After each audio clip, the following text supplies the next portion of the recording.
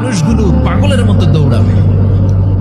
কেউ থাকবে টয়লেটে, কেউ হসপিটালে, কেউ মাজারে, কেউ বাজারে, যে যেখানে থাক, শুরু হয়ে যাবে কিয়ামতের এই ভয়াবহ দৃশ্য।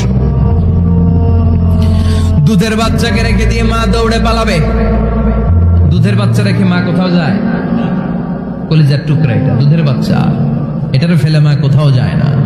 কিন্তু কিয়ামতের এই ঝাঁকুনির দৃশ্য দেখে আল কারিয়া মাল ওমা আদরাকা মাল, এই দৃশ্য দেখে দুধের বাচ্চারে রেখে মা দিবে দৌড়।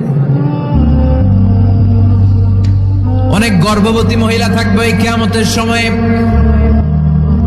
যাদের পেটের ভেতরে 2 মাসের বাচ্চা, 3 মাসের বাচ্চা, অপরিপক্ক অপরিণত, বাচ্চাটা এখনো বড় হয় নাই, কোন বাচ্চার হাত পা এখনো হয় নাই।